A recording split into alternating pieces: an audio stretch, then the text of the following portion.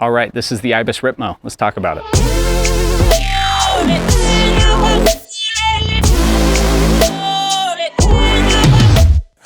The Ripmo is probably one of the most popular all-mountain bikes. It has always been tough to find because the second one comes in, it gets sold, and that's for very good reason. So let's talk about what it is real quick here. It's 147 millimeters of rear travel, 160 up front.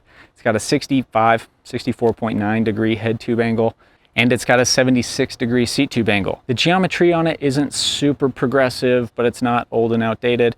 Reach number is a healthy 500 millimeters in a size extra large. Wheelbase is 1267 millimeters, so kind of long, but not overly long. That makes for a really fun ride quality. This bike, like most all mountain bikes, is designed to go uphill, it's designed to go downhill, and it does both of those very, very well. By far, it is the best climber in this category, which I kind of just spoiled the ending, but you'll hopefully stick around and watch. All right, back on the Ripmo. I really like this bike. This time I'm testing it back to back with the other all mountain bikes in this Showdown. Got the Santa Cruz Hightower, this bike, the Yeti SB130, and the Transition Sentinel. So the Ibis Ripmo, you know, this is the V2 second edition. It's won about every award it can get. This bike is insanely popular, tough to find, but for good reason. It does all mountain duty very, very well. It's not, you know, too pigeonholed into climbing or descending. It, you know, by definition, all mountain bikes should be able to go everywhere. And the Ripmo definitely does that. This bike feels smaller. It's got a properly steep seat tube angle, so that's going to bring you a little closer to the handlebars. The front end isn't super slack. It's 65 degrees, so that front wheel isn't way out in front of you. It's got nice and short chain stays. So the bike as a whole just doesn't feel huge. That properly steep seat tube angle really puts you up and over the middle of the bike. I'm dying here. This is steep. Anyway, you get right up and over the front or the middle of the bike. You're able to get power through the pedals. Front end's not wandering too much. It's not doing wheelies the whole time. This bike climbs incredibly well. You know, that's one thing that really draws people into this bike is you really pay very, very little in climbing penalties for how well this bike does everywhere else. It's got that DW link, which is famous for just being ultra efficient. You get on the gas, bike starts moving. Especially the version 1 was like pretty much unbeatable on the climbs. It's just so fast, so efficient. Geometry was just right. The V2 got about a half degree slacker. They changed up the suspension just a little bit. I don't think it climbs quite as well, but it is still better than most. Right now, most of what I'm climbing is steep and smooth, so efficiency is the name of the game right now. The Ripmo is very good at being efficient. You're not bobbing up and down. I don't have it locked out, and I'm looking down at the shock, and it is barely moving. And I'm running a good 30% sag. The great thing about it though, is it doesn't just feel like a hardtail. It's a full suspension bike, and you get the benefit of that on the uphill. Back wheel sticks to the ground, gives you a lot of traction, smooths out the trail pretty well. I think the Hightower beats it on rear wheel traction and kind of that smoothness, that smooth factor on the climbs. The Hightower is less efficient though.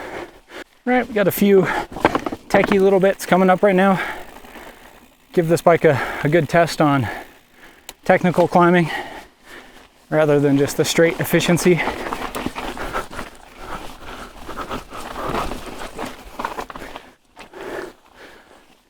It does well.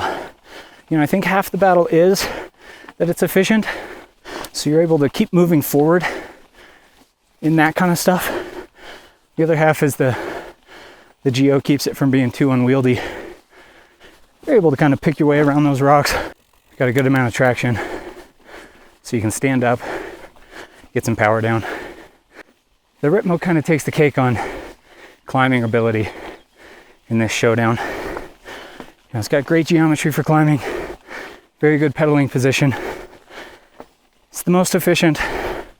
And then somehow it still generates a ton of traction and smooths out the trail pretty well. It's tough to really find any faults with the climbing performance here.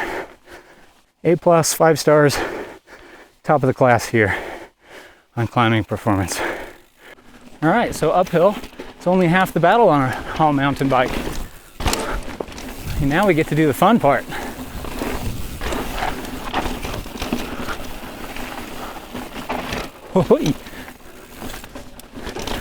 It is loose and dusty already, which is a little sad because it's only June.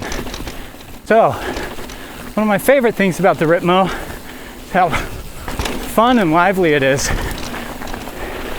You know, it doesn't have the slackish geometry or the deepest suspension feel, but it does feel incredibly playful and kind of hoppy.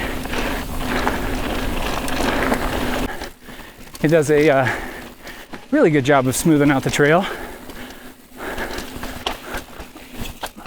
That is the most awkward little corner there, that rock halfway through it. So anyway, Ripmo just has this really, really lively, playful character to it. And again, I think that's a lot of the draw to the bike. For being as capable as it is, you know, it just doesn't feel like a big old bike.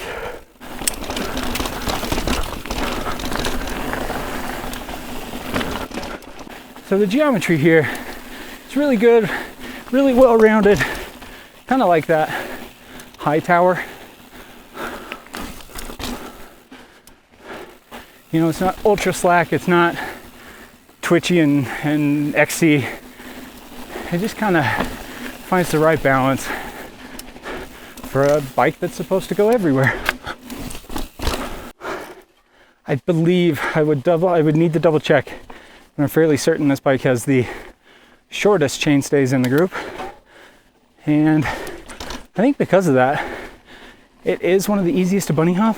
You know, when you shift your weight backwards to get that front wheel up, it doesn't take too much to get that front wheel to come up.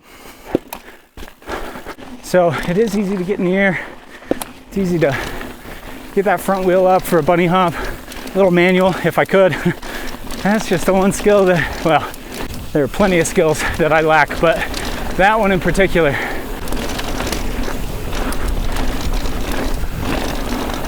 This section is so fun. So many little things to pump, generate speed on. A couple little things to bunny hop is great. This bike does a good job of making the most of it. Oh no, do I have a flat? Nope. I guess that's just how the Assegai sounds. Jeez, that thing is gripping. So this bike is a lot like the High Tower in that the kind of defining characteristic of this one comes from the suspension, not the geometry. You know, the Sentinel, suspension's good, does the job. You know, in fact, I really like it, but the geometry is what makes that bike so special. And on this one, you know, the geometry's good, usable, not too extreme, but it's the suspension that makes the magic happen. You know, where that High Tower is very similar with geometry, and then that suspension feels deep, plush, bottomless. This one's different. It's the lively, poppy, playful, exciting suspension that you get that makes this bike so unique, makes it what it is. This isn't quite as plush as that High Tower, and it's not as smooth and deep and stable, but it is a bit more lively. There's a lot of return when you try to bunny hop or pump. You get a lot of reward for your effort. So the High Tower also corners incredibly well. This one's up there. That High Tower though, That high tower though generates a bit more traction. I think you can kind of commit to trust the corners just a little bit better on the high tower. You kind of sag into that travel, makes the bike more stable. This one rides just a little bit higher. You know, this bike feels fairly quick. You can get back up to speed with a couple pedal strokes pretty easily. That SB130 though, I think that is just made for speed. Up and down, it just likes to go fast everywhere. So I think it's got this bike beat in the speed category. This one's probably a little more comfortable. That Yeti's all about performance and speed.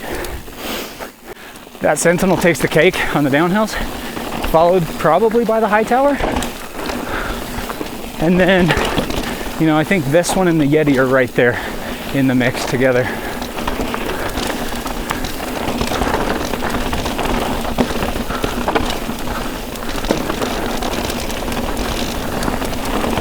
This last little bit is just going to test that stability, especially in the chunky rocks.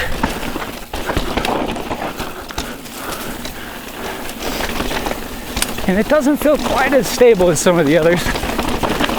That back end starts skittering around a little bit.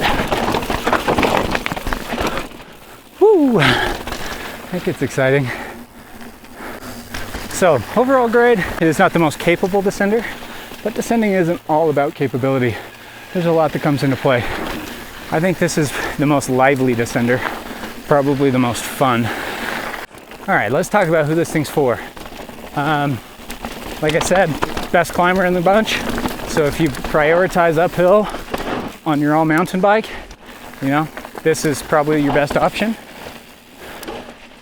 It's also the most lively and fun descender. So if you prioritize having fun over riding the burliest, nastiest stuff, going as fast as possible, also probably your best option. Not quite as well-rounded as that high tower. That high tower I think is a bit more capable descender, but this one's definitely up there on the fast climber list. If you like to jump, probably get this one too. All right, we are back. Let's get down to the nitty gritty. Like I said earlier, the suspension design is what makes this bike so special. Good geometry, good sound, solid geometry, but it's the suspension design that makes it so impressive. And it's that DW link again coming back for the win. That Dave Weigel guy is on something. That is some good stuff. So who is the Ibis Ripmo for? I would say it is for the person, obviously, who wants an all-mountain bike, but someone who's looking to not sacrifice anything at all on the climbs. They still want to go uphill fast. They care about being uphill fast. They want to do maybe bigger, longer rides. This Ripmo is going to be probably the best option for that because it's going to be the most efficient and the quickest and the best climbing bike. So, one-line bike review to wrap this thing up. The Ibis Ripmo is the fastest uphill and probably the most fun on the way back down. So, thanks for sticking around. We'll see you next time.